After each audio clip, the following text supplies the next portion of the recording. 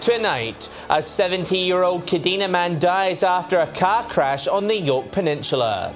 And Whyalla a step closer to hosting an AFL pre-season fixture. With the latest from around the region, your nightly news with John Hunt begins now. Good evening. South Australia's road toll has risen after a 70-year-old Kadina man died at Alford on the Yorke Peninsula yesterday. It's believed his vehicle crashed into a tree after leaving the road. Dominic Beaton has more. At 1:15 on Monday afternoon, a 70-year-old Yorke Peninsula man tragically lost his life after his car collided with a tree.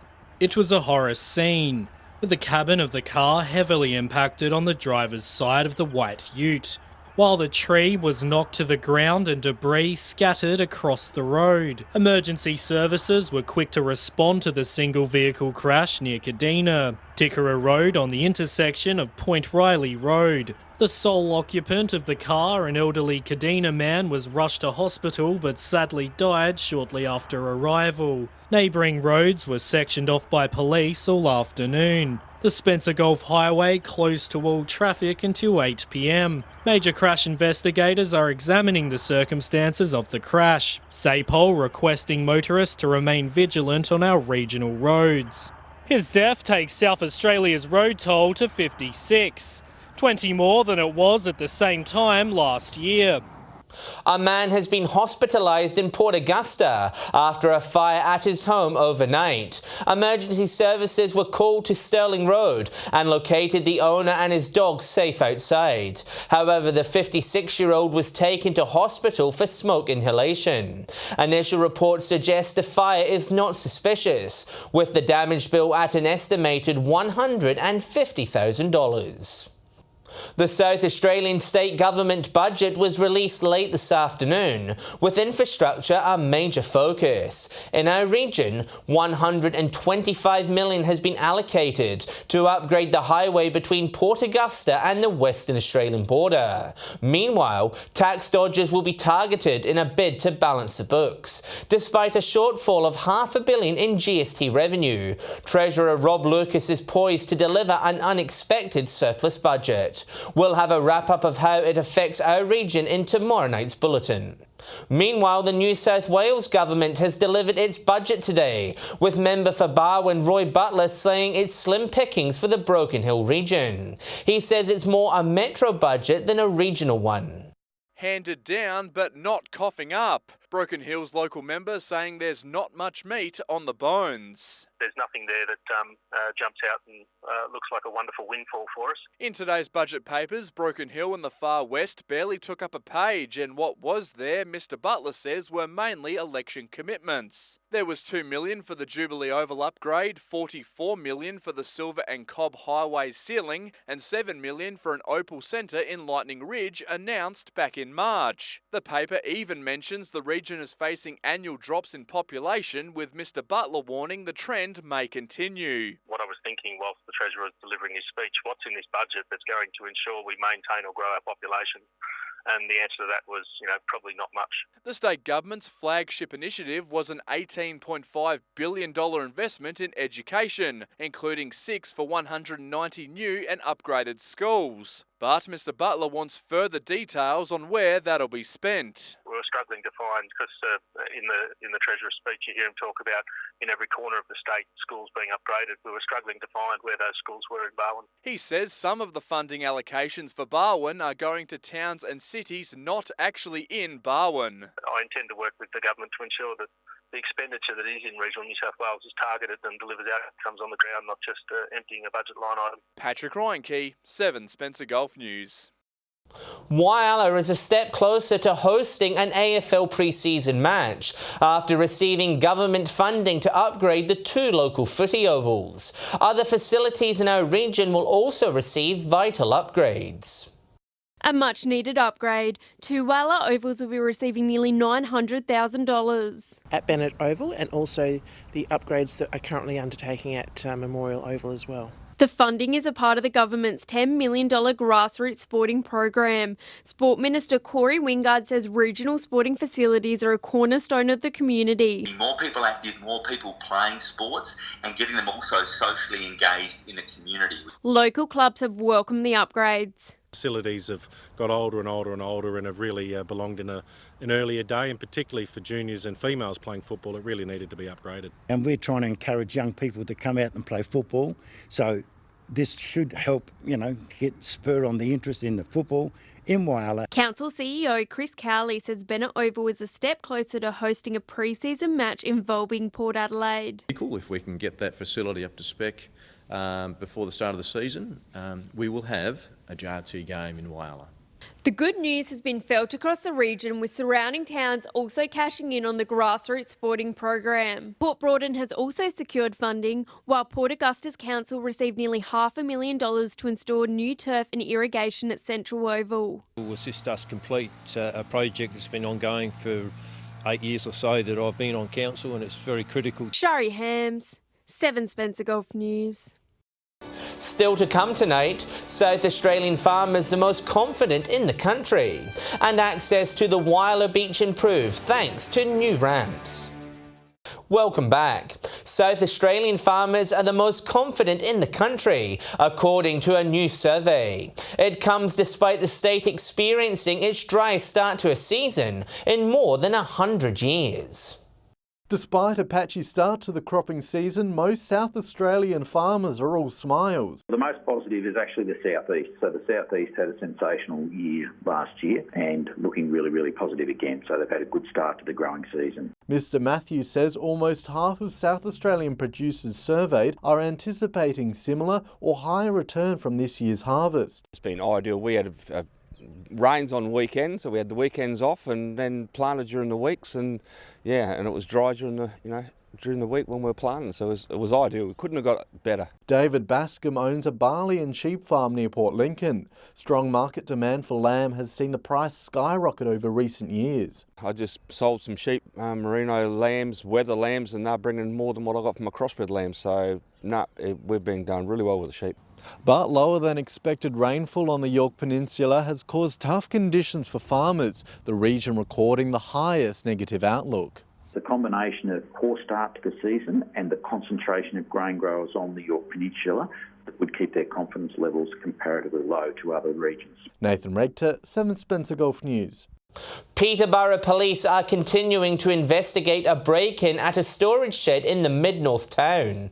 A number of items were reported stolen last Wednesday.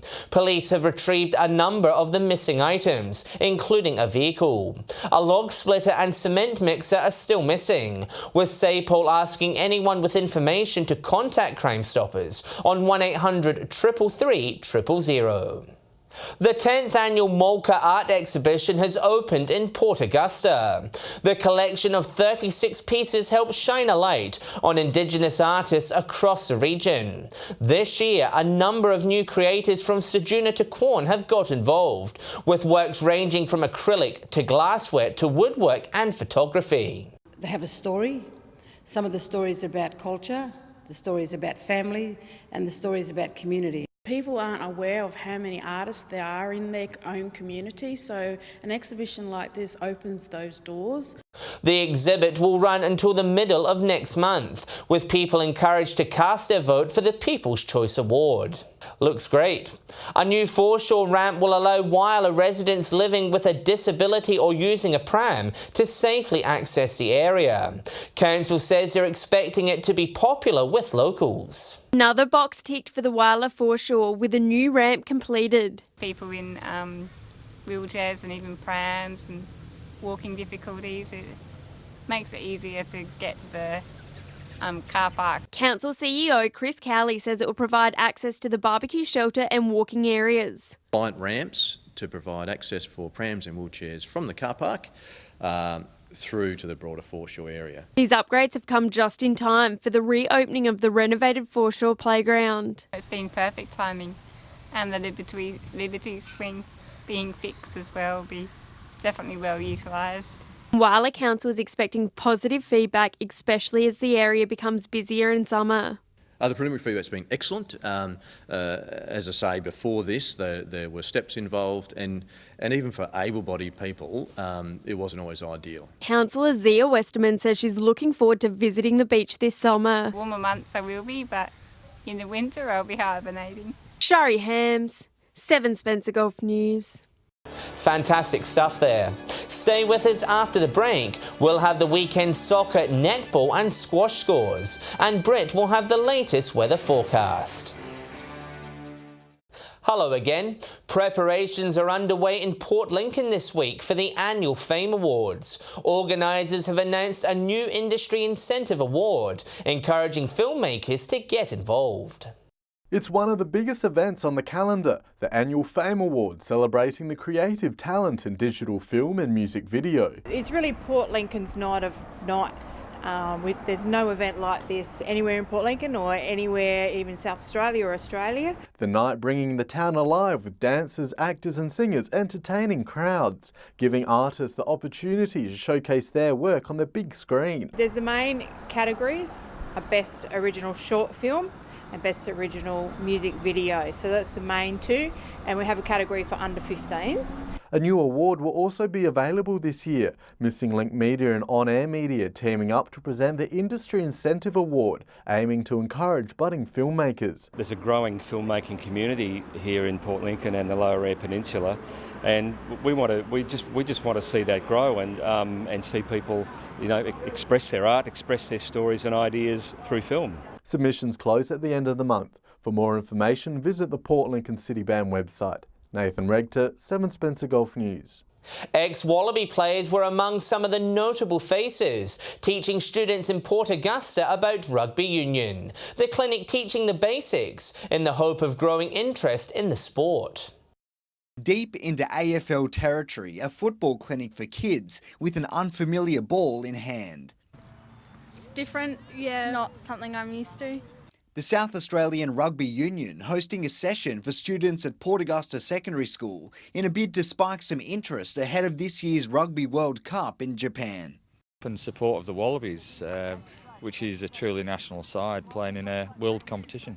Lending their expertise in tackling, kicking and passing, ex-Wallabies players Radiki Samo and Julian Huxley. I'm not getting too complicated, just trying to get some good basics in that'll serve them well no matter how far they go. With over 2,500 regular players in South Australia, rugby officials hope clinics like this will only boost those numbers. But for the kids, there's hesitation on the move from the Burleigh to the Gilbert. Maybe give it a try one day, but probably not. We're a different product. We're not up against it. It's a different offering. Garth Burleigh, 7 Spencer Golf News. Time now for a look at the region's sports results. And Broken Hill Squash League is up and running, with a number of closely contested matches last round. Patrick Ranke has the details. Well, the Broken Hill Winter Squash competition is in full swing here at the YMCA Wellness Centre. Organisers encouraging more locals to put their name down and sign up. Each team has 6 players who play a singles game on the night. The first number on screen is Matches 1 and the second is the total games. Matches are the best of 5 games. Black Widow has the upper hand on Iron Man, while it's tight between Captain America and Rocket Raccoon. With all games having 1 match to play, the one clear result will be Thor leading 4-1 over Loki. Netball now, and we start in Port Lincoln. Waybacks remain top of the ladder with a 20-goal win over South United. Imperials were too strong for Boston, and Warnilla narrowly defeated St Mary's. There was a close game in Whyalla between Warriors and YCW, the Warriors sneaking home by 2 goals. True Blue had no problem dispatching Ravens 74-25, and Kiwi thumped Rupina 65-28. In Port Augusta, Railways got the job done against Vikings, and St Joe's continued their commanding start to the season with their 7th straight win over the Magpies 55-37. In Port Pirie, Blue Wren showed their might against Central Risdon, and SM Celtic defeated Port in a high-scoring affair. Celtic's Millie Tubb was named Player of the Week. Finishing off with some soccer, and in Port Lincoln, a double to Jackson Jamison saw Seacole Masters cruise past Sydney Raiders, while South Coast beat Lincoln Knights 4-0. In Whyalla, Steel and Croatia split the points in a 6-goal thriller, while Wanderers secured their first win in 4 matches with a thumping 7-1 win over Lions. Savoy remains second in Division 2 after a win over Macedonia, while Northern Demons remain in 8th position after being thrashed 4-1 by the Adelaide Hills. And finally, in Broken Hill, nothing could split Celtic and St Joe's at the end of the 90. The score locked at 1 apiece, and West proved too good for Alma with a 3-0 victory. And that's it for local sport for this week. We'll be back on Friday with the local footy tips. And if you've got sports results you'd like to see on 7 Spencer Gulf News, send them through to localsport@sca.com.au. Thanks, Patrick. And time now to take a look at what's happening in the weather. Here's Britt. Thanks, John, and good evening. It's been mild and partly cloudy today as we celebrate Autistic Pride Day. June 18th is an international holiday to celebrate people with autism and their neurodiversity and differences. Port Augusta and Whyalla both reached 15 degrees today, as did Port Pirie with some showers about. Port Lincoln, Broken Hill and Adelaide all 14.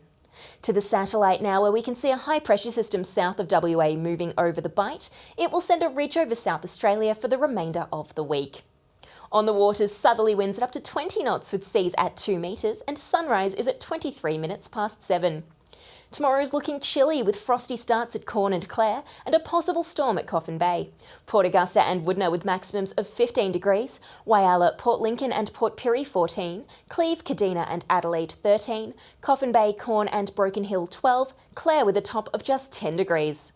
Looking ahead through the rest of the week with more showery days on the way at Port Lincoln, tops of 15 Thursday through till Saturday. Cleve remaining mild with maximums in the low teens, Woodner fine and partly cloudy. Looking ahead to Whyalla and Port Lincoln now, both remaining fine through the week with maximums hovering around 15 and 16 degrees. Similar conditions at Kadina with the tops of 14. Port Pirie mostly fine. Frosty mornings at Clare remaining partly cloudy through the day, and Broken Hill feeling the chill with maximums in the early teens. So with some cold days ahead, John, it's back to you.